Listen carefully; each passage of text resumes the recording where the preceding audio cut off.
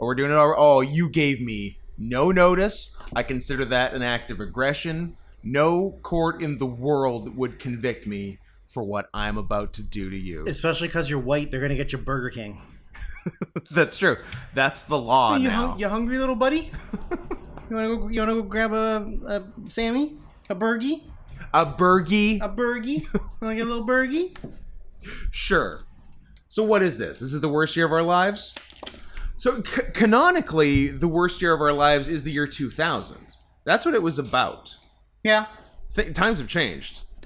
To be fair, the podcast started before the year 2020, which was objectively a worse year than the year 2000. Even the year 2000 as it pertains to WCW Nitro, which is saying something. I like that you think people listening now have listened Anyone listen to season 1? The back catalog. The 3 years of season 1? The years of us having almost no structure and having you know what? I'm going to say it. 2 joyless cunts participating in this podcast. Couple of JCs. Not the good JCs either. JC Ice of PG-13? That's definitely what I meant. Yeah. And not Jesus Christ. I mean, who we saw on the show today. I'm all about... We saw Jesus Christ today? I'm all about segues and tie-ins, cross-brand marketing, synergy. You know me. Synergy. I'm a businessman. Synergy. Synorgy? All orgies are sinful. Synergy. If you're doing them right. Have you had an orgy? No. Have you had more than one sexual partner at the same time? No. Me neither. Should we look into it? No, because let me put this to you. There's 2 of us, and you have a girlfriend. Yeah, good. You can talk to her about it. What if I learn? What if I learn how to say "devil's triangle" in Spanish? Will that seal the deal? I don't think so. Triángulo de Diablo. Yeah, sure. Sounds all right. No, I will make an open challenge, shameful admittance that you haven't had sex. Period. I am a virgin. Okay. I mean, I haven't put my penis in anyone, but people have put their penises in me. The loophole. The Jesus sex, as we said, JC. Yeah. No, I will openly admit that I don't think I could have a threesome because the pressure to perform would be too high. The fucking pressure, Drew. Yeah. No, I'm with you. I feel like this was asked of me on a stream like a week or 2 ago. Like Scoot, have you ever had like a 3-way or an orgy? I'm like, have you ever been PP'd? I have. No, have you ever had a threesome? That was the question. Have you ever had a threesome? My response was, I've barely had a twosome. Most of mine are solos. I'm not ready for the ropes course yet. I haven't. I've been. I'm still hitting off the child's tee. Yeah, I'm teeing off the reds, folks. Yeah, I really don't think I need the pressure of trying to please 2 people when I'm only okay at pleasing one person. I'm good with disappointing just one. Yeah. We don't need to add numbers to the mix. That being said, I would absolutely participate in a couple having sex and I sit in the corner and jerk off. As long as I don't have to be physically involved in what's happening, I could probably do it. You're going cuck. I would cuck. Yeah, no, but I don't want somebody to watch me. No, you're the watcher. Oh, I'm the watcher. You're the cuck. I could cuck, yes. Yeah. But no, you're not cucking. You're being cucked. No. Well, yeah, no, but a couple who just want somebody to watch them have sex. That's not necessarily cucking. No, it has to be... That's just voyeurism. Yeah. Or exhibitionism, depending on the situation. I could do that no problem. Because, if I'm sitting in the dark, smoking a cigarette, and jerking off, then that's fine. I mean, I could do that without a couple there having sex. Of course. I feel like I would go to an orgy, but only if I didn't have to participate. I would love to just observe what other people do. Can I buy a ticket to watch? Yeah, I just want a ticket to ride. I feel like if I'm not involved, I'm definitely more comfortable than if it's pull your penis out, maintain full erection for however long this is going to happen. 3 hours. And both people have to be happy. And you're like, then that's making me unhappy. Yeah. So I don't need to. Zero people are happy in that scenario. No one's happy. Yeah, I like the ideal scenario is you get to hang out and watch, and the people doing it are down with you hanging out and watching. Yes. Because there's the other scenario where you go to the orgy and are expected to participate, and then you say, I don't wanna, I'm scared, I'm just gonna watch, and they're like, ugh, fine. Well, it's like Borat at that orgy. Yeah. Where it's like, I just want to see what other people are doing, but not actually like take my penis out. Yeah, and then everyone's kind of like resentful. Yeah, like who's this pervert that's trying to get in on all this? Yeah, like I think more people would be cool with you just watching. Yeah. But yeah, I could 100% do that, no problem. Do not ask me to even get an erection, let alone maintain an erection. I am 500 milliliters into my 1 liter drink and just realized it was not the flavor I thought I bought. You buffoon. What do you think about that? What did you think you bought? I thought I bought my standard peach and honey. Yes, and you bought a grapefruit? I brought an orange grapefruit. Luckily, I like orange grapefruit. I've never actually had this flavor. Pamplemousse. It's pretty good. Orange et pamplemousse. It's a boisson à l'eau pétillante, which is a drink of angry water, I believe is how it translates. That's the exact translation. Maybe petulant. Actually, it's a drink of petulant water. There you go. Yeah. Noted scholar, Scott Henson. That's true. By the way, 12 years of French. It was worth it. Hey, I am in fact Scott. This is Drew. Yep. We are... Roll call completed. We are Scott and Drew. The Scott and Drew Show. Mornings on QMFM. Oh, 103.5? Yes. Hell yeah. Or adult contemporary? Jack FM, where we adult play what we contemporary, except Christmas music all December. Oh, that's... Do you like that kind of radio station? No, I do not like that kind of radio station. No? Do you like follow-up question? Do you like any radio stations? Who the fuck is listening to the radio? Follow-up question: when was the last time anyone listened to the radio? I feel like you only listen to the radio if you're poor and work a labor job. That sounds right. Like, oh, I drive a forklift daily, and it plays in the warehouse, and the warehouse music is QMFM or Jack FM or Z 95.3 or Virgin Radio or a different station if you don't live in Vancouver. Or the Fox or CKNW or Sportsnet 1040. That's still Sportsnet 1040 or what's the golden oldies channel? Sea Isle. Sea Kyle. You're listening to CKYL. Sea Kyle. All German electropop all the time. Now that's a station. You know what? I would get back into radio if someone threw Sea Kyle on there. Are you looking up if that exists? I'm just looking up what the stations were. The Peak. Oh, 102.7 The Peak. 104.3. That's the most palatable one. The Breeze. Oh, I don't know The Breeze. I know it's 104.3. News 1130, of course. CKNW 980. Sportsnet 650. How about 93.3 JRFM Country? 93.7. Pardon me. Good job, jackass. Is there... you know what? Classic Rock 101. You know why I had 93.3? Because 93.3 was the Seattle hip-hop station. Okay. Interesting. What that's right. We used to listen to that on the car rides. Hot FM? Hot FM? Yeah. I hope that this goes in order of popularity and that... and that the country is way down the list. That Rock 101 is after an Asian language channel. I don't think it is possible because it's not numerically and it's not alphabetically. Nope. So I hope What's it left? just goes by popularity. I mean, that would be very... I feel like there's a good chance there's more old Asian people listening to the radio than people who would listen to Rock 101. That is true. That is very true. I don't know, because Rock 101 now it used to be 60s, 70s, 80s.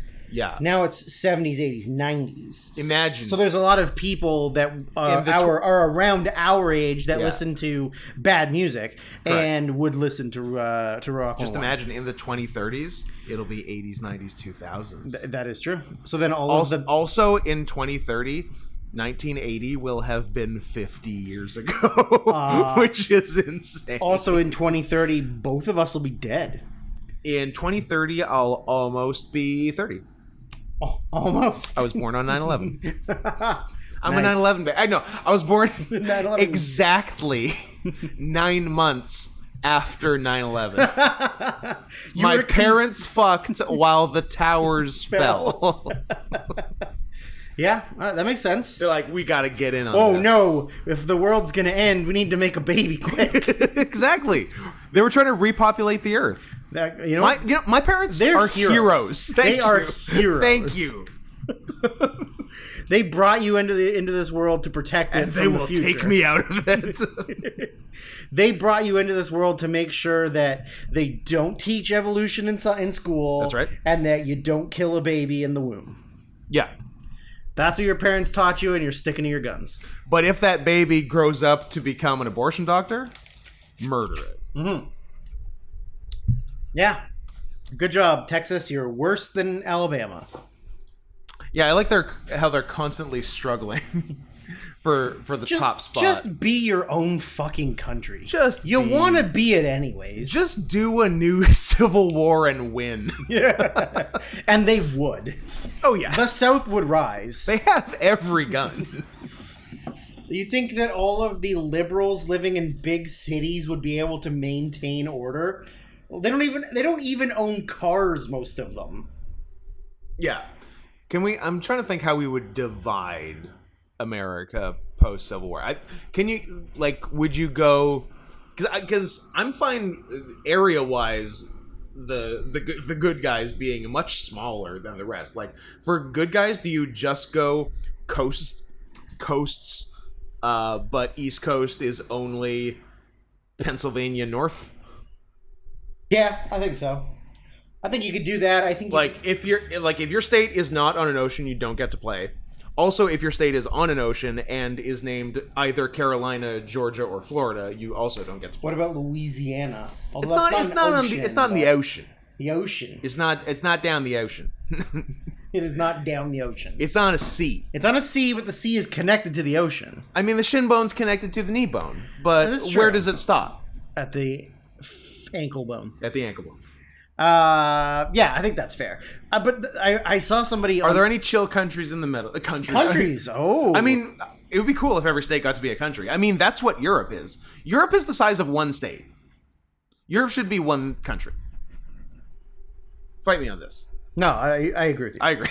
I wholeheartedly agree. Are there any non-coastal states that get to be part of the new America? I feel like Minnesota tries, but they often fail. They had Prince and Kirby Puckett, but I feel like since then they've gone downhill. Excuse me. I'm sorry. Jesse the Body Ventura. He is just asking questions. He's just asking questions. I mean, Barstool hearsay with Jesse Ventura. Montana only has like 30 people. I don't like them though. No. But they got buffaloes. I know it's Big Sky Country. And they've got wild Mustangs. I know they somehow got their own network series. With John Carroll Lynch and I was going to say Lou Diamond Phillips, but he is on Prodigal Son. Starring Michael Sheen and some other guy. The kid that is his son. The kid that has done nothing else, yeah. He's done stuff. You just don't follow his career like I do. I mean, I feel like I was doing pretty good on random network sitcom casting. I couldn't ask me what the last network sitcom was I watched. Was it Chicago PD? Follow-up question. If not, okay, yes or no? No. Was it Chicago Med? No. Was it Chicago Fire? Yes.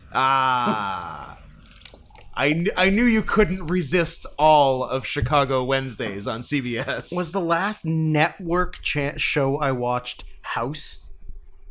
Wow. Like, it legitimately might have been. Good for you. Because, like... I mean, I'm never quitting on SVU. I mean, I've seen SVU, but I don't watch it all the way. Like I watch an episode randomly. Do here yourself and there. a favor. No, I'm not doing myself any goddamn favors. I Okay. jerk off every day. That's my favor.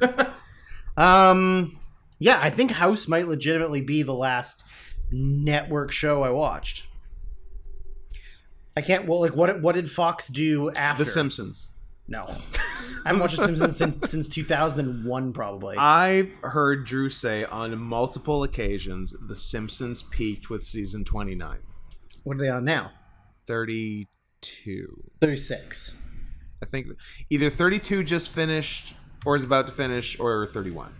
We'll see about that. They are minimum season 31. I'm saying 32 though.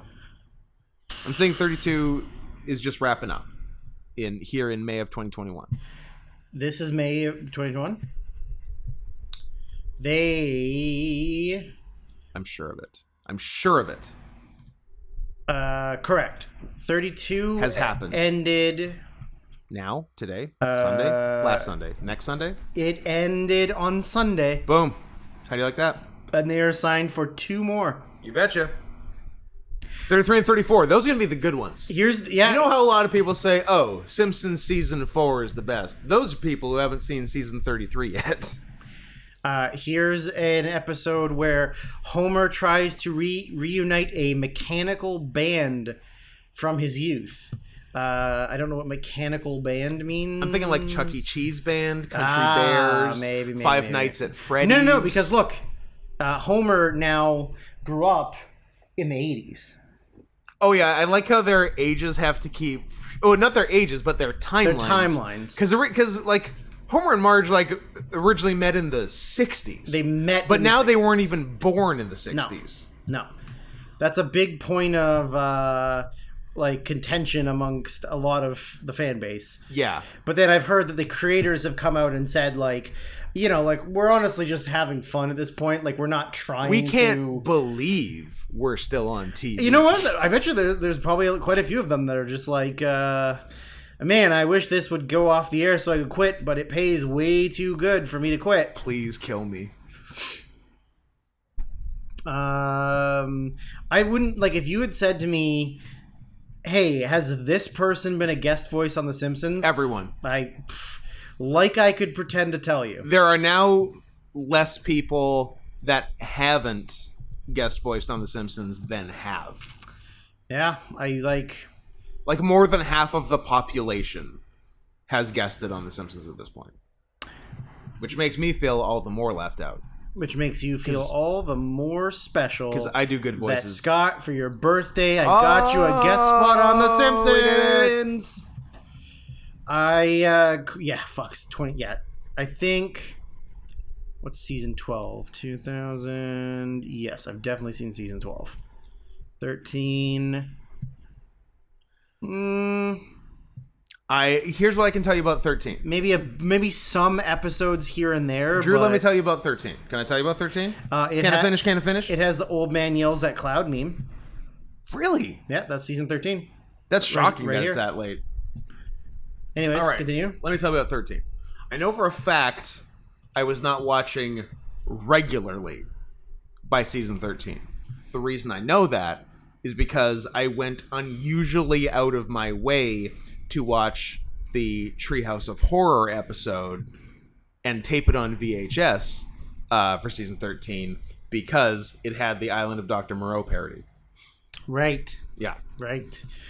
I think I've seen some of 14, which is 2003. I'm sure I've seen some episodes in the teens, but I haven't seen a lot more than I have. I just want to see like how far I've gone with like seeing most episodes, like when they were on. I've seen most to 11 or 12. I think 15 is where I drop off because I recognize like 1, 2, 3, 4, 5, 6, maybe like the first 9 or 10 episodes. Yeah. And then after that, it's like I don't remember. There's like you had a hard cut in season 15? Pretty much. I mean, the midpoint was December, January. So like 2004, I was an angsty 17, 18-year-old. And I was 3. Definitely wasn't interested in being friendly or nice to anyone or doing anything other than jerking off and playing video games. 2004 is when I met you, and you're right. 2004 is when I met you. Halloween Day. Halloween Day. Oh, our anniversary's Halloween. I gave you that's so spooky and romantic. I gave you a $5 bill. You said thanks, and then we didn't talk the rest of the day. I do not remember talking to you much that day. I remember. There's too many people. It was a huge crew. Yeah, it was a massive group. Yeah. All I remember is Mike Tyler and I walking up to you, handing you $5 each. You saying, "Cool, thanks." You were talking to Kyle, I believe. Probably. And then we just I was nice when I took the $5 there, wasn't I? Yes, but Scott, knowing you now compared to knowing you then, I'm sure that as soon as we walked away, you were like, "Who are these fucking faggots?" That doesn't sound like Oh, really? me. Really? No, never. I feel like that's exactly Never. Never. I've never seen you do anything like that ever before. And then I feel assaulted. You let us wrestle in a 10-man tag, and then we never talked again. We never talked again. Never talked again. It's funny because that show gets referenced a lot in terms of your first show in terms of roster size. Yeah. Because there are days when we had 4 people. We had 2 singles matches where the other 2 people were the ref and the cameraman. There were times where we didn't have enough to have a cameraman. Yes. The camera was literally set up stationary, and you had to make sure that everything you did was in the part of that in the middle of the ring. Yeah, and then we look back to October 31st, 2004, where we had an 8-man tournament, a 10-man tag, and 1 other match. Yep. Bonkers. And no, and we still had other people there that didn't wrestle. Yes. Just hanging out. Yeah. Yeah, hangers on. The amount of people we had was insane. Yeah. And then fast forward 3 years, 4 years. Yeah. And we're like, all right, do we have enough to run a show today? Can we physically do a show? Well, a lot of reasons for that. 1, people getting injured and not wanting to wrestle anymore. Yeah. People getting injured and wanting to be professionally trained so that they stopped getting hurt for no money and then made millions of dollars wrestling. Millions of dollars. And then also an influx of juggalos that then somehow dissipated into nothing. The juggalo influx and exodus of 2006 is a special time in all of our lives. We really should have done. I mean, if only more than. I guess CJ was juggalo adjacent. I'm sorry, he was their king. No, kind of, but he wasn't When I think of the juggalos, I think of the other 4. I mean, you think of the other 4-ish or whatever, and he was just friends with because them. They were the only thing they identified as was juggalo. CJ was definitely also a juggalo and one of them. He was just also a pretty good wrestler. Yeah, and he would come by himself. Yeah. Yeah, but if more than 2 of them had been good wrestlers, because the other 3 were pretty bad. Yeah. We should have honestly done a juggalo faction for sure invasion. Yeah, and we all had to fight off the juggalos. Absolutely. But unfortunately, only CJ was good, and then Buzz. And Buzz only had a handful of matches. Yeah, and unfortunately, we had not that many J Noxes and Dr. Kron, and what was the other one? Aaron Novo. 1 match, maybe 2. I'm not giving him more than 2. I won't do it. Maybe 2. Yeah.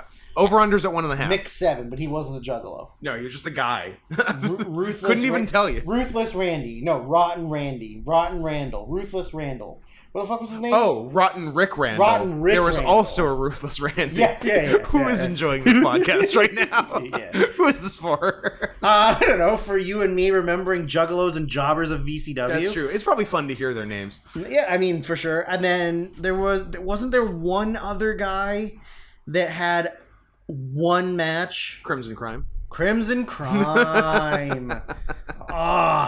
The good old days. So happy I pulled that. The good old days. I had that locked and loaded for some reason. Is that it? I mean, noted VCW superstar Kyle O'Reilly. Of course. Had 1 match. Yes, he did. Was that it for like random one-offs? I think that's most of the one-offs. Was it Briggs' brother? No, Pete's brother. Pete's brother. Yeah. Had like 1, 2? 2 or 3. 2 or 3. Well, because there was the football battle royal on the Super Bowl. Or, yes. or like the weekend of the Super Bowl. Yeah. Then the match against Luke where he ripped his shirt. And he was very upset about his shirt getting ripped. Ah, you ripped my plaid. And then I feel like they had a couple of other friends that wrestled like 1 or 2 matches, right? Yeah. That I don't remember their fucking names, and I met them. Like I only ever met them at that show. Yeah. All those random weirdos, like one-offs and stuff. Those are the best. Those are the best. Those are fun. Just when like I couldn't even tell you how we got in. Like I don't know where Mick 7 came from. I think he wasn't he on the message board? Oh, maybe he and was. And he like he's like, hey, can a bunch, and then we were like, yeah, you can come, but you got to wrestle Luke. He's like, deal. And he's like, oh, okay, oh yeah, sure. And then Luke was like, I'm gonna make him my bitch. The gatekeeper, Luke. Honestly, Luke was the gatekeeper. 100%. For sure. Like, other than wrestling me and Mike, that's who Tyler wrestled. Yeah. Because we were like, hey, if you can get a good match out of Luke, you can stick around. Because, like, that's the test. Luke was always good for one good match. Absolutely. Like, one out of like, 5 might be generous, but, like, it's less than 10. Like, it's 1 out of 8. Yeah, 1 out of 8. 1 out of 8 matches, Luke was really good. Solid 12.5%. But then those other 7 matches were against Mitch or Mike or, like, you know, random guys showing up for one show. And all got nominated for Worst Match. Or Tyler. Yeah, every match involving Mitch and Luke was Worst Match of the Year nominee. Yeah. Like, if the two of them were in the ring together, it was Worst Match. It's a contender. Yeah. And people are enjoying this random talk of our backyard days. Honestly, right? I am. I'm enjoying it. Yeah, I'm having a fun time. Well, let's talk about pro wrestling news. Let's talk about John Cena, who said that Taiwan is a beautiful country and then had to apologize to China for saying that Taiwan was a country. What a fucking sellout bitch. Like, I honestly hadn't, like, it's not like I think of John Cena or, like, care about his wrestling or, like, I don't. You sure own a lot of his merchandise for someone who's talking about I have that. a closet full of every color of his shirts. You're wearing a purple and yellow full John Cena ensemble right now. Hustle, loyalty, respect, baby. Hat, shirt, shorts, shoes, wristbands. I don't think the purple was hustle, loyalty, respect. I think the green was hustle, loyalty, respect. Yeah. I believe the purple was never give up or... Purple might have been never give up or just like a big C. Oh, the Cena Nation. C-Nation. C-Nation. But, like, yes, I honestly don't really think of John Cena very much at all. Like, you think of him a lot. Like, other than just, like, oh, Cena's in another movie or TV show. Like, okay, cool, whatever. But, like, I don't think I had any respect for him, like, or, like, but I didn't have any disrespect for him. Like, he was so insignificant. But now that I think about him, and it's like, what a fucking pussy. Like, I literally have no fucking respect for him. That you're literally apologizing to a country for something that doesn't even matter to anyone other than them. Well, it doesn't even matter, but that country is about to pay, I'm going to say, $700 million to see Fast 9. That is true. So that's the reason. Oh, yeah, so, like, yeah, 100%. I understand the reason. I don't have to respect the reason. No. Or respect Or respect China. Or respect Cena. And you can't spell China without Cena. That is true. You just add an H. That is true. John Cena. John China. How about John Chinese? John Chinese, and I'm only gonna do one of them.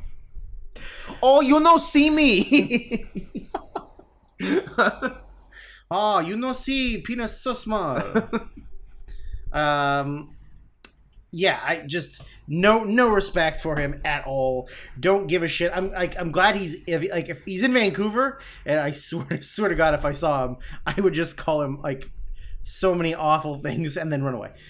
He's been in Vancouver. Like, he's been sort of trapped in Vancouver. Kind of. Because he's filming Peacemaker, the series. Yeah. And, like, there are things he, like, wants to go do in the U.S., but if he does it, it's like... It fucks up the whole show. It's like 4 weeks of quarantining, so it's not worth it and fucks up the show. I would like to backtrack my statement of running away. John Cena can't run.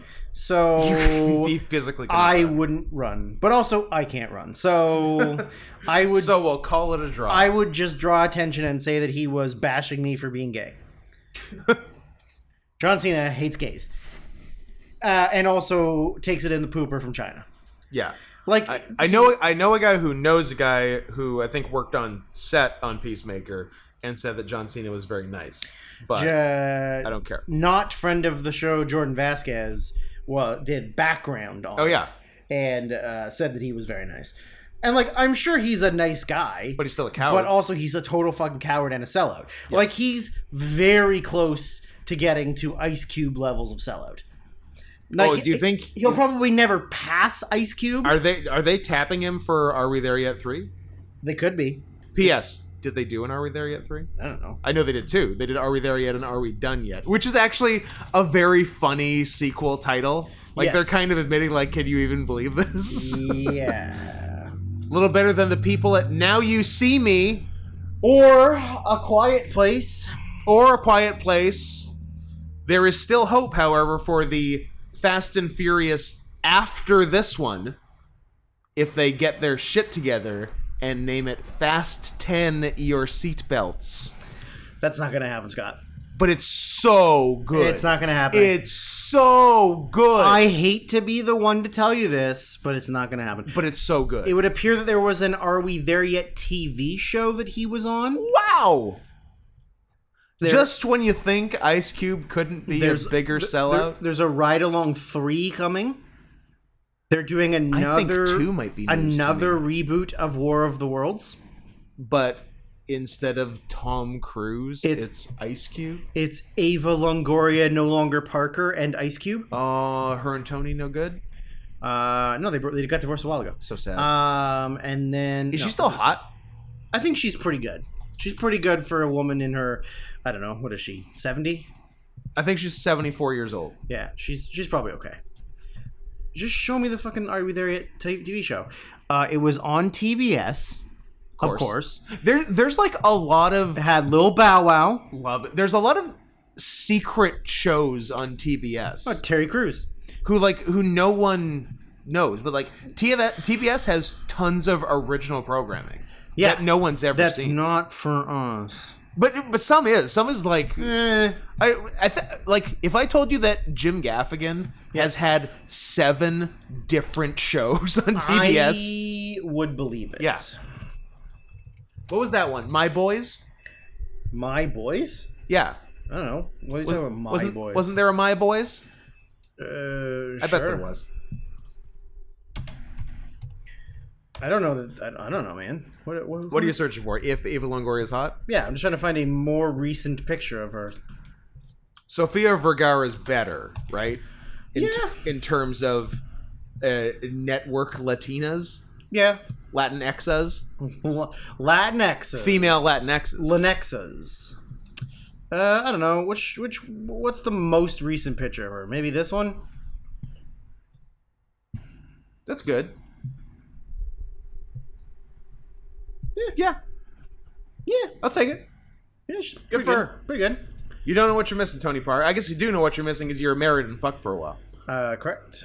So maybe she's well, I guess all hot women are bad lays, right? Yeah, probably. Because who are they trying to impress? I don't know. I feel like it depends on what their personality is. Yeah. Because I feel like there are some hot women that like genuinely have cool personalities. But 3 of them. I would love to get down and dirty with Charlize Theron because I feel like she's super cool. She seems fun and would probably like be really fun. She seems fun. Yeah, you're right. But at the same time, like I wouldn't want to have sex with Jennifer But only in the makeup Aniston. from Monster. Of course. Is that even a question? Goes without saying. Is that even a question? I'm an Eileen Wuornos man. Well, hope you got a pipe. I guess that's coming up relatively soon. Monster 2? Yeah, yes, Monster 2. How do you think they're going to handle the sequel? Well, I guess you find another monster. You find another monster. Who was Patty Jenkins, right? Oh, boy. Yeah, yeah. Monster, Arrested Development, Yep. 2 episodes of Entourage. What did she play on Arrested Development? No, she directed. Oh, this is directing. Sorry. I mean, she did also play on Arrested Development. Was she? Yeah, she played an MRF. Mentally retarded female. Good for her. Monster. She directed episodes of Arrested Development. Directed episodes of Entourage. Directed episodes of The Killing. Then good show. Then she did legit good show. Guys, watch The Killing. Wonder Woman 1984. Cleopatra. Sorry, are these things that Charlize Theron has directed? No. Patty Jenkins. Who's Patty Jenkins? The woman who directed Monster. I was on Charlize Theron. Patty Jenkins did not play an MRF in Arrested Development. Charlize Theron did. Okay, good. Patty Jenkins is not on-air talent. She has been in 1 episode of the Sarah Silverman program. You know what? I've seen it. As Jill Talley. But no. Jill Talley's a person. Jill Talley's like an actor from Mr. Show. Jill Talley would have been on the Sarah Silverman program. I'm looking at Patty Jenkins. What the fuck is going on? It says actress, 1 credit as Jill Talley. As Jill Talley. On the Fetus Don't Fail Me Now episode. You know, I'm going to ask you to look up that episode and see if Jill Talley is on that episode. Sorry, was that Fetus Don't Fail Me Now? Yeah. That's very funny. Sarah Silverman program, also a good show. Watch that. Guys, 2 recommendations for today. We're going to come back next week, and you're going to tell me about them. I want to hear your thoughts on The Killing and the Sarah Silverman program. Jill Talley's not on it. Not on this episode. Why did Patty Jenkins play Jill Talley? Couldn't tell you. It's so weird. Oh boy, we get Gal Gadot as Cleopatra. I don't love Gal Gadot. So I guess she's only directing movies starring Gal Gadot in powerful female leads. Starring Zionists? 100%. Cool. I really never need to look at Gal Gadot again. No. How about Gal... No, can't do it. I like where you're going. I like where your head's at. I'm going to give you a partial credit for that, even though you didn't say it. What if you replace the second G with an F? Breaking news from the No Context Scoot Twitter. A thing I apparently said. See, these are all unconfirmed things. I don't remember saying any of them, so I didn't, because that's how I choose to see reality. Sure. But apparently I might have said at some point, keep some defensive wounds. I mean, we want to make this look plausible, guys. Have you guys never murdered your girlfriend before? Well, true. Another breaking tweet right now. This is an exclusive to 6 days ago when you guys are listening to this. All capitals. Is there a sign on here that says dead furry storage? That does sound like something I say. I was going to say, do you remember saying that one? I don't. I couldn't tell you the context. I'm not going to find out from this Twitter because it's no context scoot. But that's true. I do see myself saying that. I could see you saying that. Yeah. Want to go to the wrestling? Sure, we can go to the wrestling. We did it. WWF In Your House 12. Solid preamble. What would you rate the preamble? Vader time. Now I'm interrupting your intro. I'm sorry. It's fine. I don't give a shit. How would you rate the preamble? Do you feel good? Out of what? On a scale of 1 to 10, with 6 being the highest, I give it an 8. 4. Okay. Pretty good. Pretty good. Write in and tell us which one of us you think liked it more based on that weird system. I enjoy us talking about things that are only for the two of us. For us. Yeah. Like that's a very interesting idea for a podcast is recording specific subject matter that is only no interest only sort of like inside jokes for you and yourself, like that no one else is even going to know what you're talking about, but they'll listen to the whole goddamn thing. I think that's a good podcast for lonely people who listen to podcasts as a surrogate for hanging out with friends. Yes. Which, last I checked, is 100% of our demographic. What are you furiously writing down? Just making a note for a thing I don't want to forget to say. Fair enough.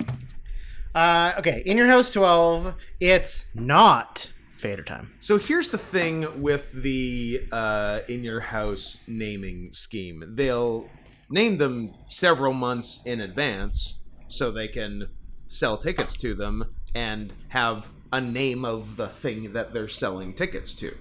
So as of the time that the December 1996 In Your House was named, the intention was for it to be named It's Vader Time, because Vader was going to beat Shawn Michaels for the World Heavyweight title. And here we are in December 1996 with it now renamed to It's Time. I believe the worst named In Your House of any of them. I agree. And don't give me any of that Beware of Dog shit. Or Revenge of the Taker. Revenge of the Taker is pretty fucking You know what? bad. Revenge of the Taker's the worst. I'm sorry. It's worse than It's Time. But, yeah, with... How about this Tuesday in Texas? not in Your House, but a bad one. That's a bad one, though. It's no Great Balls of Fire. It's no Great Balls of Fire. But... Capital Punishment. That's right. December to Dismember. Yeah, that one's kind of embarrassing. I mean, there's a lot of embarrassing There's a lot of bad ones. Anyways. But yeah, and here we are, Vader nowhere to be seen. Because... not on the show. Too fat? No. Oh. Because Shawn didn't like the way that he was working stiff. So he got him fucking blackballed. Yeah, Shawn's like, I'm not losing the title to this fat piece of shit. And Vince is like, yeah, he is fat. Yeah, Let's you're give it- right. Who's the tallest guy? Sid? Let's give it to him. Give it to him. And then he can have a really weird title match on this show. And a really weird title run. It's 2 months. He beats Shawn, and then at the next major show, loses back to Shawn. Well, The whole thing was kind of pointless. just to move buy rates. Yeah? Okay. Pay-per-view buys. PPVBs. PPVs. So What's your prediction for the buys on Mayweather Paul? 11 billion. Will it be the most bought pay-per-view of all time? I think yes, because people want to see Jake Paul get his ass kicked. I think it's Logan. Logan But Paul. either way, you're right. Yes. Yeah, they definitely want to see him get his ass kicked. Good thing he's fighting against the most defensive-minded Most fighter boring defensive of all fighter, time. Mr. Win on points, Floyd Mayweather. That being said, like Floyd could easily knock him out, but I think Floyd's going to be afraid to get hit. Floyd's going to win a 12-round decision, it's gonna be, or I think however it's gonna many be a rounds letdown. they Yeah, go. for sure, it's going to be a letdown. Yeah. Can't But be it's going to make over $1 billion. which 900 million of it goes directly to Floyd. That's correct. Oh, what did I say?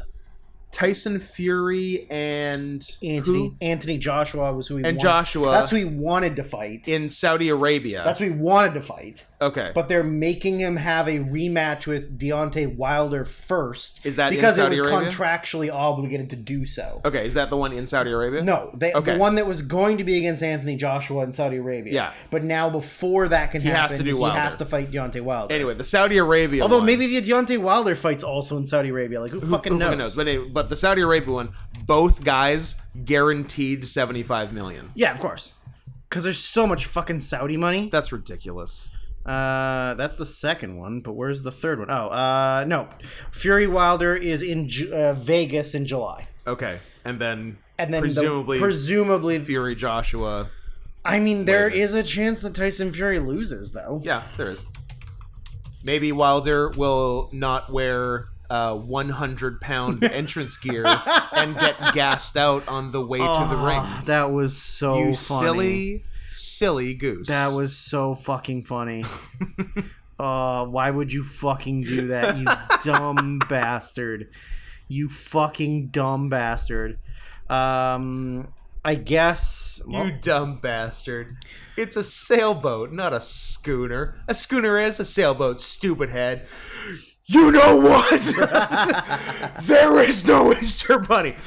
Ethan Suplee calling a little girl a dumb bastard in Mallrats is one of the funniest things ever in film. It's so funny. Aw, bad news. Apparently the Crown Prince is very sad that they didn't get to have Joshua versus Fury in July. Or in August. Wow. Aw. First world problems, Crown Prince of Saudi Arabia. Looks like they want them to fight August 14th. But if he's fighting Deontay Wilder a month after Bastille Day, I don't. That's not a lot of recovery time. He's going to be allowed to. But also, is there rules in professional boxing commissions in the Middle East? The answer may surprise you. Yes, they're stricter than America. You know what? That did surprise me. I was right. So we. In your house, it's time. As last episode, we said we were uncertain about. I remembered a thing. Shut up for a while, Drew. Did you turn your mic off? Yeah, I realized. I don't need to take this kind of abuse. I'm so sorry. I will make it up to you sexually. Now I forgot. No, it's back. It's back. It's fine. I realize I've been slacking in my keeping people up to date on whose house I saw each pay-per-view at. Yes. So I feel like I fell off in July because didn't see it anywhere because I was out of town. So going back to September, In Your House Mind Games would have been at Hussein Sunderji's. Okay. And October, Buried Alive was at Andrew Poole's. The amazing athlete. The outstanding athlete. Outstanding athlete. And December, It's Time feels like it was also at Andrew Poole's. Yeah. What was the special occasion to do two? Don't know. Well, it wasn't two in a row because it was October, December. Right. Survivor Series was my house. Special treat. Special treat. Anyway, so now we're up to date. Everyone can fill in their almanacs. I think I asked you this before, like You may. in the history of our friendship, but definitely not on this podcast, and definitely not in more recent years. Okay. You've lived in that house your whole life, No. or like the majority of your life? No. Well, majority, yes. Whole life, no. Okay. 0 to 6. Other house, 6 onward, current house. Where was the other house? In Kitsilano. Balaclava and 14th. Oh, Balaclava. Yeah. You were a street thug. I was a street thug.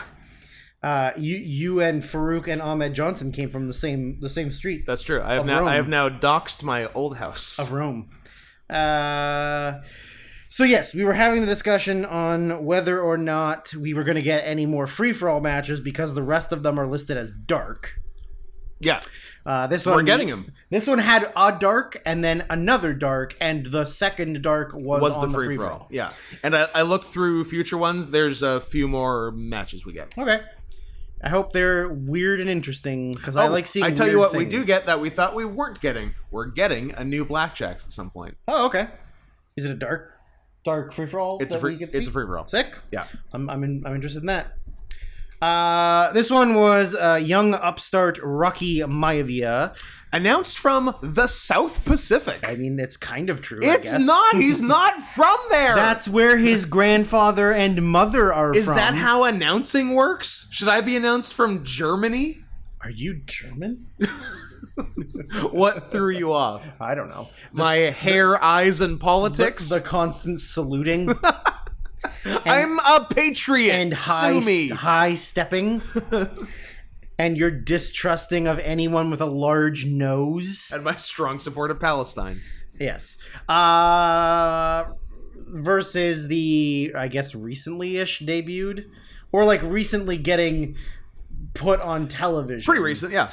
Salvatore Sincere, which, Yeah. of course, was is the future Tom Brady. And future Patriot. The Patriot.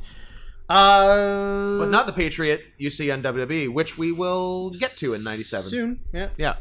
Honestly, Think we get a flag match with Bret? You do. Yeah. And he's also in the Survivor Series match, is he not? Hart Foundation versus Alliance or whatever? Probably, yeah. It's like Patriot, Austin, Goldust, someone? Yeah. Maybe? Something like that. Not a lot going on. Like, Rock's super green. Sincere's not. I love all his like crazy island mannerisms. Yeah, the dancing, the flailing, a lot of arm movements, a lot of like kicks to nothing. Yeah. Sincere's kind of bad, sorta. He is also jacked. Yeah, he's very much on the gas. Like Tom Brandy's not that big a guy naturally. Not really. He's huge here. Yeah, he is gassed. He's very gassed. There was a lot of Sincere just kind of like overselling things like a jackass. Oh, there was a good one. Like rolling around too much or flopping. Like I think he takes like a big rock punch. He takes a bump and then sort of fish out of waters himself onto the bottom rope and then falls to the floor for there was no reason. There was the caught in the ropes seesaw punches. Yeah. Oh god, those were terrible. Because they were too slow. Yeah. The seesawing was too slow. And he was too big to be doing. And he was too big. Yeah. And then the last punch, yeah, he did like the weirdest like oversell to finally fall through the ropes to the apron to the floor. Yeah. Yeah, again, not really a lot going on in the match. Sincere misses like a running shoulder tackle in the corner and hits the ring post. Rocky picks him up and gives him his finishing move, the shoulder breaker. And as he's doing it, it looks like he like explodes his own ankle. Oh yeah, like he wasn't ready to put all that weight on his thigh. He surprised just himself. Like, oh my god, my ankle. So after he hits that, he goes for the pinfall. Cornette, who manages Sincere. Yeah, did we mention that Cornette is with Sincere? Weird. It sounds like Cornette is more against Rocky than with Sincere. Does he want Rocky to die? Rocky die? I think he wants Rocky to die, Rocky, because he offered to manage Rocky and Rocky turned him down. Right. And now he just manages anyone who's Who's Rocky. wrestling Rocky. Yeah, that makes sense. Yeah. There is as he going for the pinfall, Cornette slides in the ring, goes to stand when he goes to stand up, Rocky also stands up. Cornette throws the racket and takes like his big, his normal Cornette like kick your legs up, take a bump. But like not even from getting hit. Just from being scared from of Rocky. seeing The Rock see him. This is immediately a disqualification. Yeah, like no contact. Like didn't do anything. Honestly, this is what should be a disqualification, because if it was a real fight, if someone ran into the octagon in UFC, it would probably be a disqualification. Yep, absolutely. But normally in wrestling rules, it's not like a third party could run into the ring waving a gun around, but as long as no one touches each other, it's fine. But, and an emphasis on getting in the ring. Yes. Because that will come up later twice. You are very correct. But the rules today seem to be third guy in the ring, get out of here, DQ, over. Well, like I had hypothesized that maybe free-for-all matches have their own set of rules and standards and practices. I did like your special free-for-all rules so idea. you can do certain things on the pay-per-view, but in free-for-all matches, not going to fly. Yeah. I like how it's a tighter ship on the pre-show than the pay-per-view. Well, they want to make sure that people are tuning in for the free-for-all. Guess so. They like the rules. So this one is from WCW's territory. We're in the Southeast, baby. Of West Palm Beach, Florida. WPB. You get JR, Vince, and Lawler doing commentary. WPB, wet pussy, black. JR is sort of not heel anymore, but he definitely has some moments. Is this where I told you to write down JR? Later, but you can say it now if you want. I will say now. This is where I told you to write down JR is Pete Holmes. This is during the Leaf Cassidy Flash Funk. But it's applicable to the whole show. Yeah. So what I meant by that was, Pete Holmes's bit of when a telemarketer calls and he answers the phone, hello, and they ask for, is Mr. Pete Holmes there? He's like, this is she. And then he fucks with the telemarketer. Downstairs. Fucks with the telemarketer for 20 minutes, not letting them get a word in. And then when he finally gets tired of saying diarrhea over and over, the not telemarketer, but person on the other end of the phone finally gets a word in to let Pete Holmes know that his credit card has been stolen.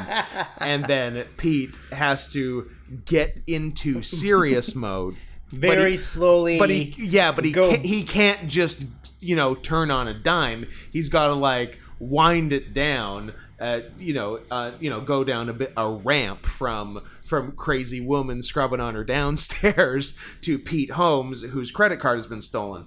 So that's what Jim Ross is doing with his heel transition back to face. He can't just show up today and be good old JR. He still has to be like kind of testy. Yeah, that's true. But he's like much more of a professional announcer than he was last time we saw him. And I'm pretty sure next time we see him is going to be February. He's just full face in February. And next time is just him and Jerry Lawler. Yeah. February it's going to be like nothing happened. Well, maybe nothing did happen. You don't know. Maybe it did. You don't know. Maybe it's a Holocaust situation. You couldn't even kill that many dogs if you wanted Maybe. to. Anywho. So the first match on the pay-per-view is Leif Cassidy, a.k.a. Albert. P.S. Albert Snowden. I would love to kill that many dogs. Well, it's not hard. They're stupid and do whatever you tell them. I would love to do a dog accost. You can beat up a dog and it continuously loves you. It will still. That's why Kelly is still friends with it'll us. still lick your hand. Or balls. Or balls. Leif Cassidy, also known as Albert Snow, versus Flash Funk, a.k.a. Too Cold Scorpio. A.k.a. potential murderer, Too Cold Scorpio. Not that he might be a murderer, that he could have been a murderer but didn't. Might have been somebody else's Flash Funk. I did.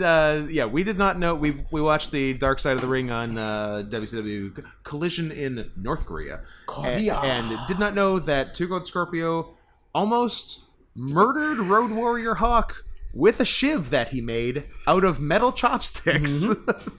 Until voice of reason Chris Benoit stepped in and said, "Hey, maybe don't do murder in North Korea. Be like me and do it in Atlanta." To be fair, I got nothing. He's a murderer. So we noted that Al came down with some cool beads in his hair. Yep.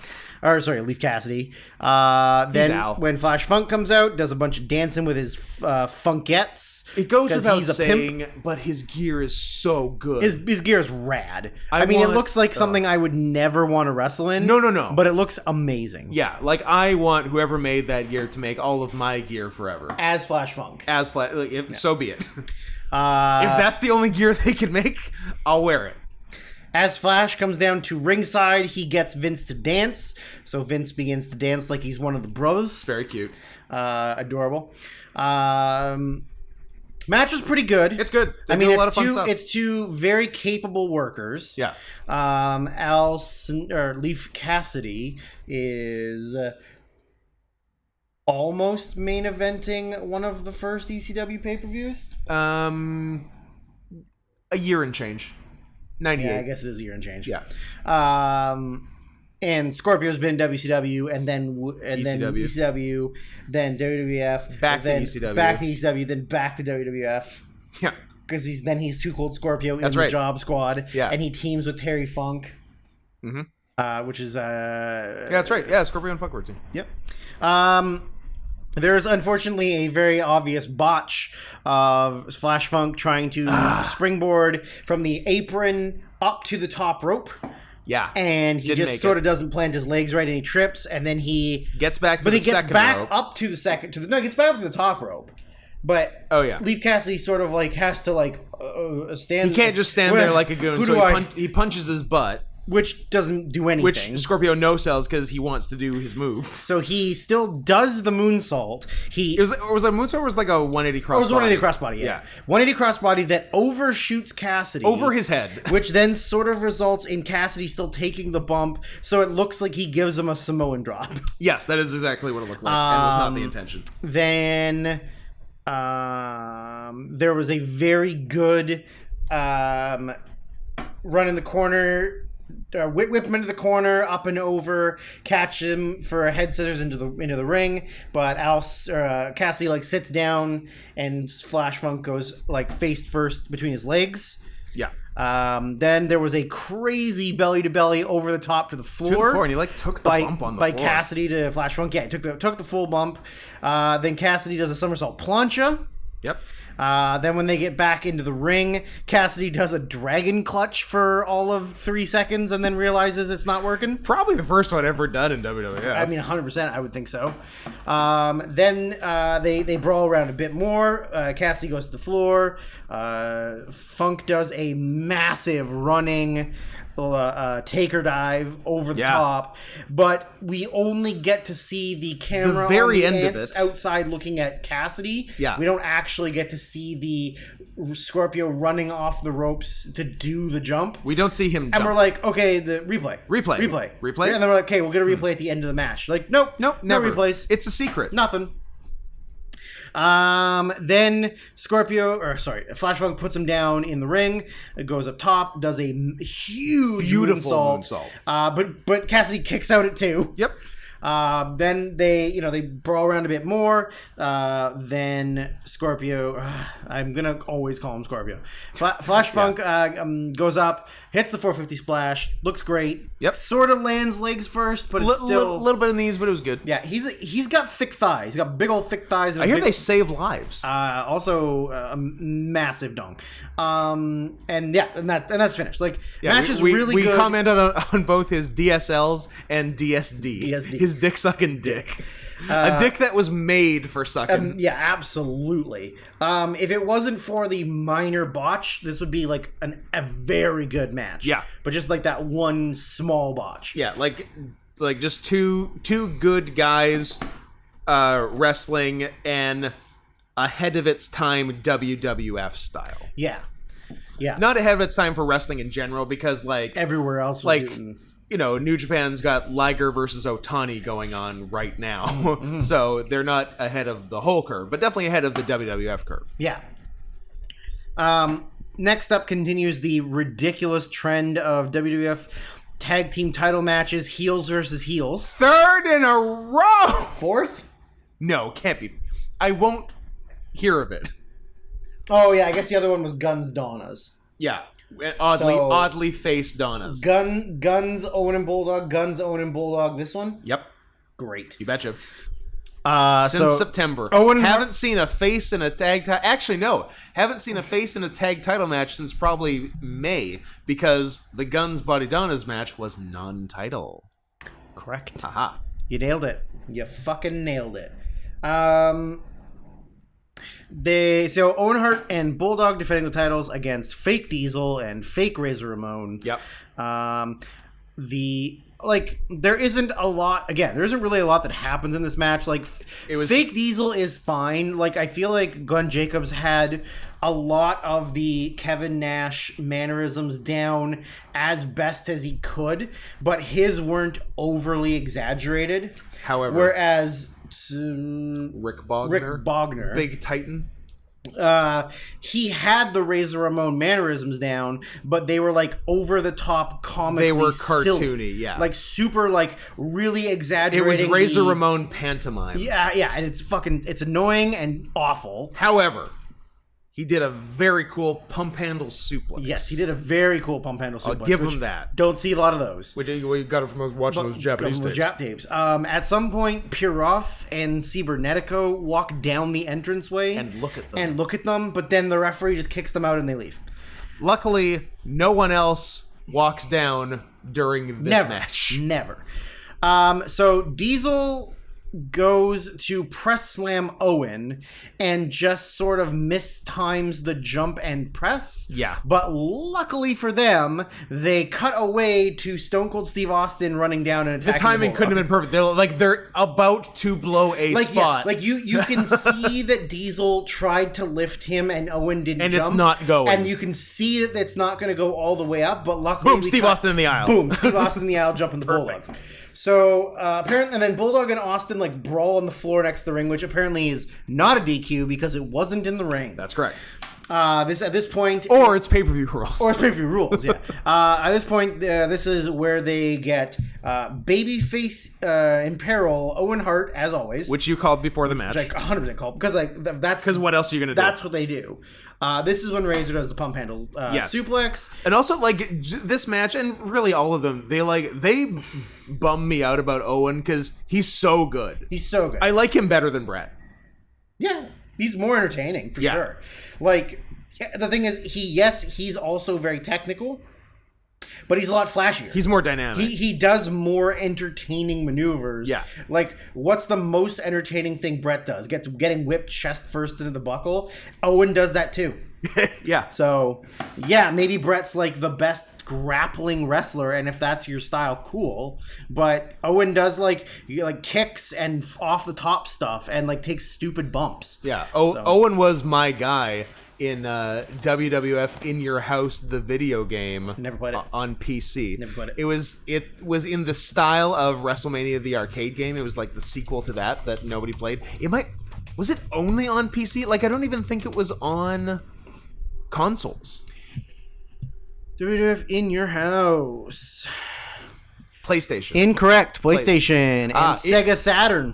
It wasn't on consoles that I played. Therefore, it was not on consoles. It was not on N64, Dreamcast, or PS2. Therefore, I don't know about it. Gotcha. But I had it on PC. And it was... I feel like it was not a good game. I would say probably not. But Owen Hart was my guy in that game. It was a wrestling game in the normal sense, as it is heavily influenced by Mortal Kombat. Yeah, you do like Mortal Kombat-esque button combos. Gotcha. Yeah. There was only 10 playable wrestlers. Which is more than Mania the arcade game. Bret Hart, Undertaker, Shawn Michaels, all returning from WrestleMania. Yep. As well as new additions: Owen Hart, British Bulldog, Goldust, Ahmed Johnson, Hunter Hearst Helmsley, Vader, and the Ultimate Warrior. Vader and Owen were my guys. Who was fired prior to release of the game. Early in development, Jeff Jarrett was planned to be a part of the roster and was even filmed for the game. However, when he left WWF in early 1996 over a contract dispute, his character was scrapped. In-game commentary was Vince McMahon and Mr. Perfect Kurt Hennig. Jarrett loves having contract disputes with WWF. Well, he was kind of a bitch back then. He left over one in 1996 and then left over a big one in 1999. But we did get TNA from that. So you know what? Because of that, we got TNA. Because of that, we got years of entertainment and waiting for a party to celebrate them dying that will never happen. So Owen, babyface Imperial Owen Hart. We get the old catch my foot enziguri double down for the hot tag. Once they get back in the ring, Bulldog sort of kicks everyone's ass. Yep. He backs Diesel up into a corner. Owen, assuming that Owen is going to back Razor up into the opposite corner. However, Owen goes to the corner next to him, so Bulldog has to drag I guess we'll go over here, Owen. Corner. Thanks. This leads to like kind of a cool but kind of a weird spot where so Owen and Bulldog whip their opponents at each other, but Razor reverses it. Razor reverses, and so Owen goes running at Diesel.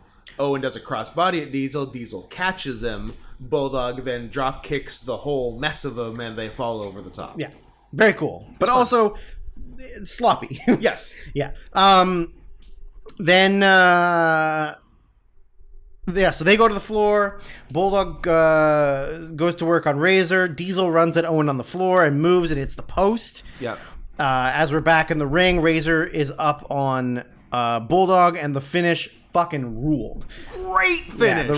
Shockingly great. The finish was pretty amazing. So Razor, Bulldog picks him up for the power slam. Yeah. He slides down behind him, gives him like something, I don't know, like his boots, like or a something. boots or bad razor punches or something. Could be bad razor punches. Pulls him in for the Razor's Edge. He does the big taunt. Meanwhile, Owen gets back up and springboards over the top into the ring. Yeah. Runs at him and hits a spinning his back new finisher, the spinning heel kick. Spinning heel kick, which results in Bulldog rolling through in a straight jackknife. into a jackknife. 1, 2, 3. Awesome. Beautiful. Rules. Look great. So good. Yeah. So that definitely saved the rest of the match. Because the rest of the match was really nothing. Was whatever. With 3 different people wandering down the aisle at points. Yeah. 2 guys doing nothing and 1 guy who just hates anyone who's associated with the Hart family. Yeah. Like us. Bunch of phonies. Bunch of fucking phonies. So next in the ring is Vince. He brings out Ahmed Johnson, who is whatever, back from being injured again or from hurting someone and being punished, or who fucking knows. Ahmed wearing a less ridiculous costume than last time, just wearing a blue tracksuit. Blue tracksuit. I mean, it's a good look. It's just not as loud as some of his other stuff. I had said to Scott, looking at him, doesn't his arms look weirdly puffy? Yeah, like he's padded them. He's a big, muscly guy, but the arms look too big. Like the loose tracksuit was tight around the bicep and elbow. So the best we figured was he was wearing his elbow pads, even though he doesn't do anything. Yeah, that's right. But you gotta get your gear on, I guess. What if they call you? I mean, what if Sid goes down, or what if Bret goes down and you got to win the title? Exactly. I've done it myself. I do like the perverse irony of putting your full gear on and you're only doing a promo on that show and absolutely nothing physical. You mean like Sting every AEW Dynamite? That's true. Full face paint, full lower gear, and then you come out and get cut off? It's because you dress for the job you want, not the job you have. Sting wants to wrestle? He wants to wrestle. Fair. And by the time people hear this, he will have? Is that next Saturday? Yes. I mean, this Sunday? That match was good. Yesterday, that match was good. Sting's first live match back was good. And he didn't die. I hope he doesn't die. I really hope he doesn't die. I'll feel bad. I mean, he's wrestling two pretty safe workers. Yeah. So, yeah. He wrestled two pretty safe workers. And didn't die. So as Vince is talking to him, Ahmed's talking about how he lost his, because of the nation, he's lost his girlfriend, he lost his car, all he's got is his fans who cheer very loudly for him because they don't care that he's a bad wrestler. I liked him in '96. I thought he was sweet. Yeah, me too. Yeah. The Nation appears up on the balcony level, and a Black Power organization which is currently more white than black. Currently has 3 black members and 4 white members. Pretty much the only highlight of this is Farouk calling Ahmed and Uncle Tom, which anytime a black man calls another black man Uncle Tom, always funny. I think it's funny. Yep. Because it doesn't involve me, so I don't have to feel guilty about it. Yeah. So I get to laugh. You didn't do anything. Nope. So the next match is the Intercontinental title match. We got champion Hunter Hearst Helmsley against Wildman Mark Mero. Mero. I'm. Last week you were fine. You were Mero all the way. You had got all the Miros out of your system, and now you're back on your bullshit. Mark Miroslav Barnyashev. It's such a good name. Hunter comes out with the Ode to Joy music, and they've changed the Intercontinental title from white back to black. Back to black. I prefer white. I also prefer white. Once they get any scenario. Well, white is right. Once they get in the ring and they sort of start getting their stare down. You know what they say? Once you go white, you never go black. Is that? Yeah. Okay. So once they get in the ring and they go face to face, Lawler has a very good line of says that these guys are going to go nose to nose, which gives Hunter the advantage. Then as the match is going on, Sable is in Mero's corner, and he's she's smacking the mat to get him psyched up. To which Lawler just yells, "Shut up, Marlena!" Oh, that's not Marlena, that's Sable. Really funny. And clearly a legitimate mistake. Yes.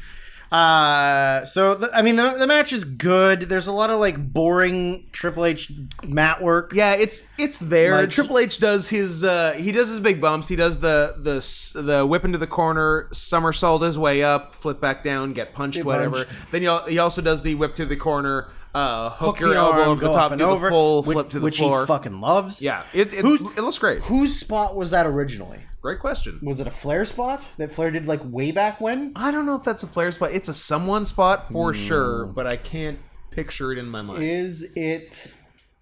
It would have had to have been a heel in WCW or NWA, in the late 80s. Gonna go with Bob Roop. Sure. Then they do Mero does a top rope Hurricane Rana. Which, as they land, there's a very weird camera cut on the network version. Yeah, and he completes the Rana. Yeah, there's no botch at all. He does the Rana. Hunter lands perfectly where he needs to be. Mero is on his knees, facing the turnbuckle, getting back up, and then it immediately cuts to him laying on Hunter as if he was doing his back. Yeah. His back on Hunter for a pin. Yeah, so this is a network version, so I'm going to have to find an original airing and see what the deal was. I don't know if they just cut it because there was like a waste of time getting from there to the next thing, or there's some weird botch or something. Yeah, I'm intrigued. So then after that, Mero goes up and does the Merosault. Look great. Which we said, like, he floats very well. Yeah. Like, he gets good hang time for sure. After this, he picks up Hunter and goes to punch him. Hunter ducks and he pops Earl.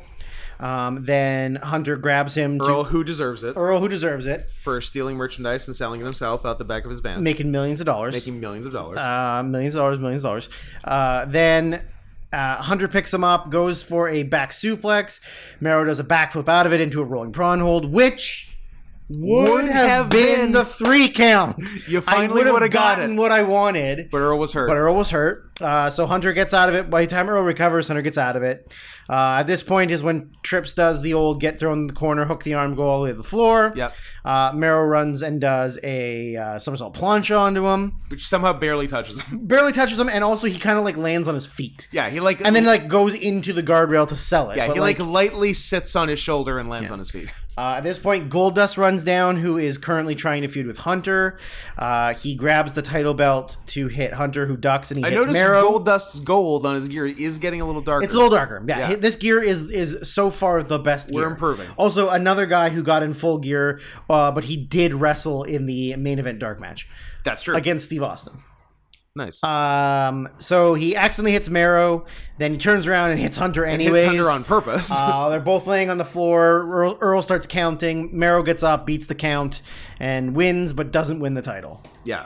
Then after they announced that, title didn't change hands, Hunter's going back up the rampway very slowly. Goldust comes back out and pops him again, yells something at him, and then he leaves, and that's that, setting up their feud. Then in the in the back, they have a promo but Mero got his heat back at the end too.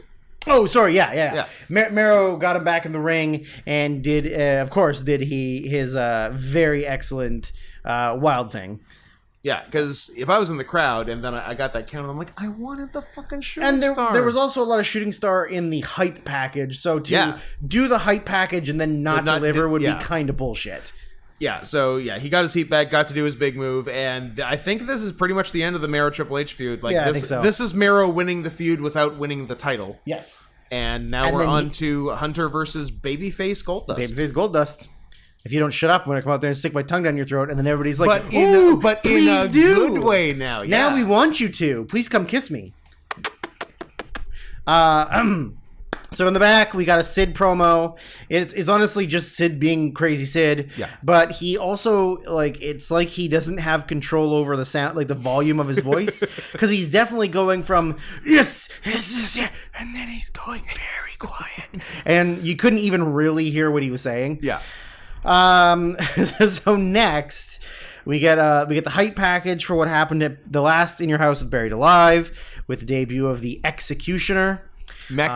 As the Executioner comes down to the ring, they say his height unknown, his weight unknown. I'm like, look, you just gotta guess. Sometimes it's hard to determine someone's weight. I guess. By eyeballing. But some people are denser than others. In others. theory, wouldn't you want to know how big he is? Probably. So that you know how large the challenge is for The Undertaker? Probably, yes. But I guess, how big is Gordy compared to Taker? Because, Mean Mark's 6'10", 6'9". Yeah, he's smaller than Taker. Yeah, but how small? Is he only 6'5"? I don't know if he's 6'5". 6'3". Yep. So maybe they're if we say that he's only 6, even if they say he's 6'5", that makes him look small. He has to be 6'8". So wait, is everyone's height and weight against The Undertaker a mystery? Yeah, I guess. So this is an Armageddon rules match, which maybe they explained and we didn't hear, but we don't find out till the very end what it actually is. Yeah, we don't find out until Undertaker pins the Executioner with a tombstone 4-3, and the match isn't over yet. Undertaker has come back with his more gothy look, with his teardrop tattoo, and they drew little angry lines on his brow. So that part I forgot. The teardrop I remember. I did not remember the eyebrow accents. Is Mean Mark a cholo now? I think he might be a cholo. I mean, he's into motorcycles. He's got a teardrop tattoo. He's wearing khaki shorts with white socks pulled up past the knee and a bandana folded over. Yeah. So and a plaid long sleeve shirt with only the top button done up. Conan? He's Conan. Or Lil Cholo. True. Yeah, he's Lil Cholo. Yeah. Lil Mark Callow. Oh, I see where you're going. You're not going to get there, but I see where you're going. P.S. The answer is Mark Choloway. Mark Choloway, yeah. So, it's honestly just Undertaker kicking the Executioner's ass. He throws him to the floor until he pulls up the padding on the floor, and he's gonna tombstone him on the cement. I'm already excited to talk about it. And as he pulls it up, we're like, "Oh, like you're pulling up the padding, like you're getting into mankind. This is a mankind spot. Mankind spots."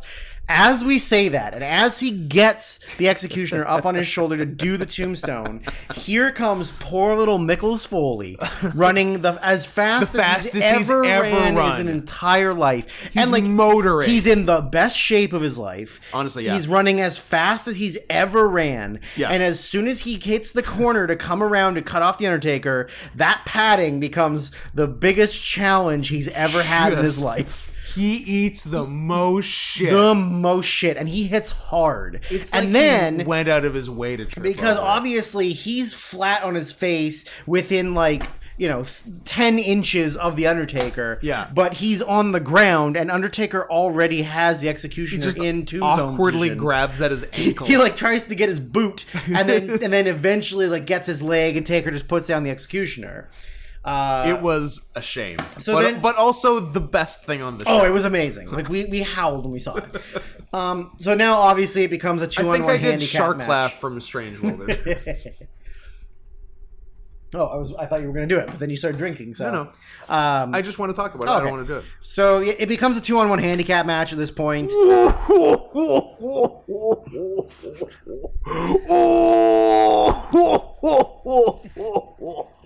There we go. Has there ever been a dumber thing that we like more from a completely awful thing? No, and I love how it shows up in the movie because it's in the trailer. Yes, and it looked funny. Yeah. So I'm like, well, this probably won't be a good movie, but I can't wait to see this funny thing in context in the movie. It does not have any context in the movie. It is just inserted at the end. It is just a funny, jokey, laughy thing.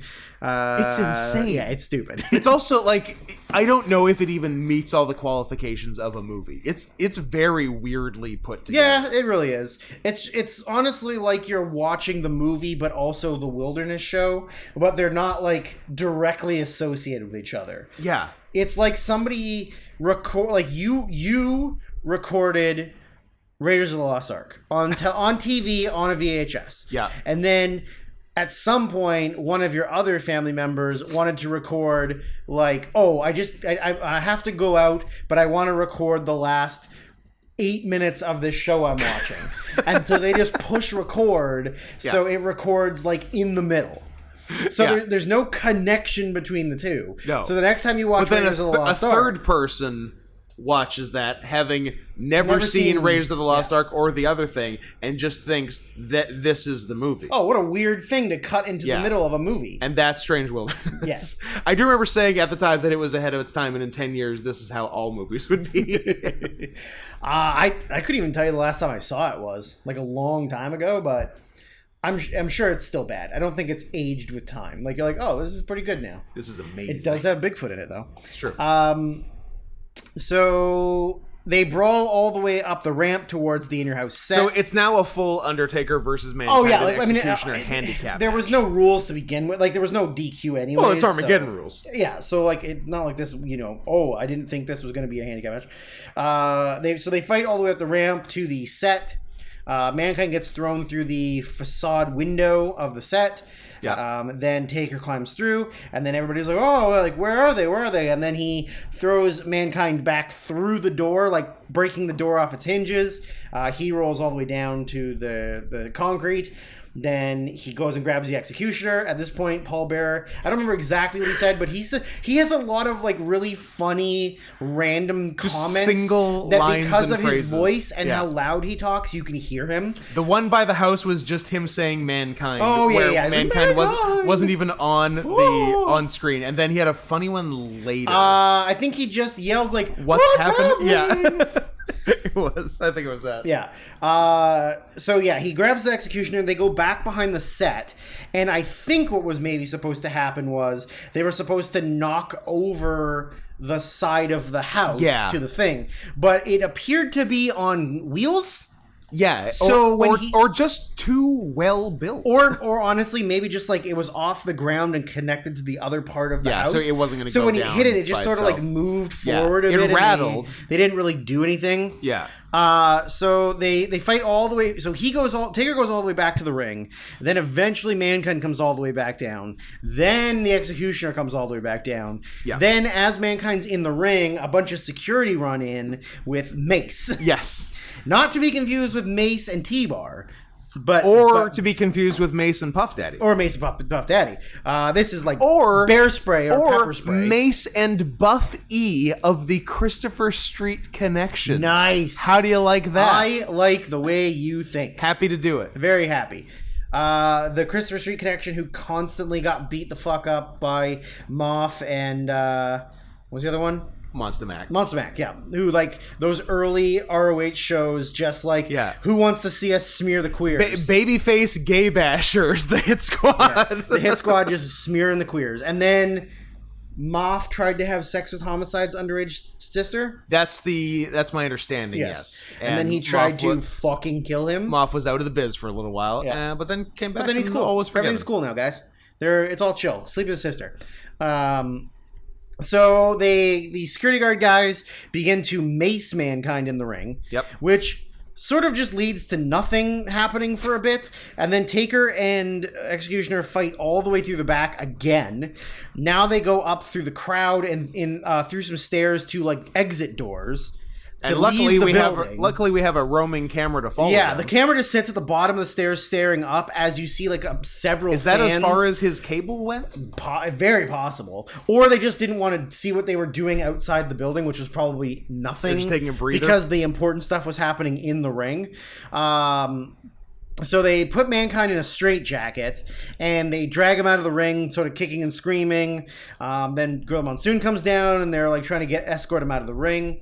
Eventually they show Taker and Executioner outside the building fighting in the sort of like pond. They call it a moat at one point. It's like a water feature. Outside the arena. Yeah. He throws the Executioner into it. The Taker comes all the way back into the building, and we're like, oh fuck! Like this is a handcuffed Mankind chair shot to the head, please. Yeah, we thought something really bad was going to happen to Mankind. Unfortunately, we got not really. Nothing. He punched him twice. He punched him a couple times. That was it. Yeah. So he gets back to the ring. The finish is kind of funny because, like, you assume that Undertaker is dealing with straitjacketed Mankind, gets back into the ring, and there's Executioner out of nowhere, and maybe Executioner's gonna Pearl Harbor him and get a little bit of heat on him before Taker eventually wins. However, what does happen is Taker gets into the ring. Executioner right behind him. Doesn't really surprise Taker. Taker like turns around. Kicks him, boop, gives him a tombstone, pins him 1, 2, 3. Match is not over because apparently Armageddon rules is Texas Deathmatch rules. So a standing 10 count after the 3 count, which they did, and then it was over. So 10 seconds later than we thought the match was over, it was really over. And it was just like the fact that was the first pinfall attempt. That was the first pinfall attempt and first 10 count. And as if a random jobber in the Executioner is going to like move after taking a tombstone. I'm going to tell Terry Gordy you called him a random jobber. Sure. Oh wait, he died 20 years ago. Yeah. At 40 years old. At 40. He was 35 here. He didn't look a day over 50. No. And, he was 35 years old and a 20-year veteran at this point. Yes. Which is awesome. Crazy. So, now we're on to the main event. Shawn comes out for commentary. He's pretty much turned full heel, sort of. Which is funny because he's not supposed to be. Not really, but it's just... Because he is the face against Sid next month. It's just Shawn being a piece of shit. Yeah. He's at the height of his evil powers. Yeah, like he shits all over Bret. He shits all over Sid. Yeah. Like the whole match. So yeah, it's Psycho Sid defending the title against Bret Hart. Did this match go the way you thought it was going to go? Yes, absolutely. So right off the bat, Shawn talks about how he's better than Bret because, at least when he's in there, he's like putting on a happy face. I smile sometimes. So I'm like, oh, Shawn wants Bret to smile more. You'd be a lot cuter if you smiled more. Come on, pretty. Come on, pretty. Give us a smile, pretty. So like straight up, this is a fucking Bret Hart squash match. He beats the fuck out of 6'9" Sid. All he does is chop him down and just beat him down on the mat. At one point he like picks Sid up and rams him back first into the ring post easily. It's no problem. That 5'10" or 11 Bret Hart has no problem picking up Sid and just ramming him into the post. Yeah, nuts. Yeah, he does like a bunch of stomps and knee drops to his back. He does like the second rope elbow drop. Yep. He does like a lot of he's just literally just chopping down Sid the whole fucking time. So eventually Sid sort of gets his heat back a little bit, hits like a sidewalk slam and a big boot, and maybe he misses a leg drop. But then his big old jumping leg drop. But eventually he dumps Bret to the floor. And then as Sid's sort of like trying to get himself back to, hyping up the crowd and getting himself back up, and Bret's on the floor, out of nowhere comes a second appearance of Stone Cold Steve Austin, who just hits the like longest, fastest running diving chop block I've ever seen. Like he ran faster than Foley and just flew at Bret's leg. And didn't fall down. Yeah. So he chop blocks Bret, does some jaw jacking, gets a couple shots in. They cut to Sid in the ring, sort of like, what's going on? And then when they cut back to the outside, Owen and Bulldog have run down and are now brawling with Austin, and the referees are sort of pulling them apart. Then they have a very awkward botch of Sid picking up Bret for a power slam. Bret drops. So they've taken the top turnbuckle padding off on one corner. So the plan is, Sid's got him up in, snake eyes. He's going to drop him. He's going to drop him on head the exposed buckle. Yeah. And the plan is Bret is going to slide down his back, push Sid toward the turnbuckle, but then Sid drops down and Bret goes into it. They tried it once. It did not work. As Sid tried to move out of the way of Bret, so Bret would go. Bret tripped over him. Yeah, Sid was sort of still in his way, and Bret had nowhere to go. Yeah. So fuck it, redo it. So they straight up did the whole spot again, way more carefully. Yeah. And it worked this time. Yeah. So Bret eats the buckle. They get back up. Sid hits a chokeslam. Yeah, hit a chokeslam for a near fall. Then as they get up, Sid runs at him at the ropes. Bret ducks. Sid gets clotheslined over the top. They both go over the top. Yeah. Bret clotheslines. They both go over the top rope to the floor. As they're getting up, you can hear Shawn sort of jaw jacking on commentary. Sid shoves him. Yes. Yeah, he gets into it with Sid. He gets into it with Sid. Sid shoves him back into his seat. He throws Bret back in the ring. He gets up in the ring. Then Shawn's had enough. He gets off commentary, jumps up on the apron, which doesn't get in the ring. Apron, but not in the ring. So it's not a good other side of the ropes. So as he goes to get in the ring, Sid shoves Bret into him. Shawn takes the bump. Bret turns around. Kick wham powerbomb. And Sid retains the title. Yeah. Then after Sid celebrates and Bret goes out to the floor and sort of has an argument with Shawn, he shoves Shawn down to the mat, or punches Shawn, I guess. Yeah. Shawn takes a bump, and then like as Shawn bumps, he takes his shirt off because he's got to show the ladies that he's still fit as fuck. Yeah. Setting up, of course, the Bret-Shawn WrestleMania 13 rematch. Correct. Which definitely happens. Absolutely. And Shawn is definitely not a piece of shit. Well, I don't have a smile anymore. Scott. the classic line, I don't have a smile anymore. Scott, you'd look a lot nicer if you smiled more. I've been told that. Perhaps one day. I won't hold my breath for the day that you smile. Good. I wish you would dance a lot. Dance a lot. Dance and smile, baby. Dance and smile. That's what Daddy likes. Shake them titties for me. But yeah, so this one wasn't great. No, it wasn't great. We think the next one is a lot Next better. one looks good. I think there's some nice ones in 97. Yeah, I think 97 it sort of starts to ramp up. I mean, you get a lot more Steve Austin. February's good. July's really good. You get a lot more like Bret actually wrestling. Yeah. Not Bulldog and Owen versus other heels. The Rock's on the upswing. Hunter's on the upswing. Yeah. Eventually we get into gang warfare. Ooh. Which is pretty fun. Can't wait. Although one team is exclusively bad and one team only has, well, I guess the Boricuas are fine. They're fine. They're all they don't serviceable do a lot. workers. Yeah. And the Nation is half good. Yeah, the Nation is mixed. And race. DOA is all garbage. Yeah. Hot garbage. Who's the best worker in DOA? Crush, I guess. Maybe Brian Lee. Brian Lee's like reasonably serviceable. Yeah. And then Crush, and then the Nazi boys can go away. Yeah. They're very bad. But that's our official stance. Nazi boys go away. Nazi boys go away, live to kill another day. Live to do hate crimes another day. Definitely get SS tattoos. For sure. For sure. Because it stands for secret security, because they're always security on television. And then become businessmen. Businessmen. That's the move. You'd be surprised how many Nazis are in business now. Oh, really? I guess maybe you wouldn't be surprised. How many of them became NASA scientists? Oh, well, you shouldn't be surprised at that. I'm not. You're a big Operation Paperclip guy. I very much am. Once you go through that curtain, you can do whatever you want. Yeah, remember when Joseph Mengele became the Surgeon General? Anyway, that seems like a good one to end on. The secret letter is R. Shut it off. Hard. Oh, yeah. Hard. The hardest.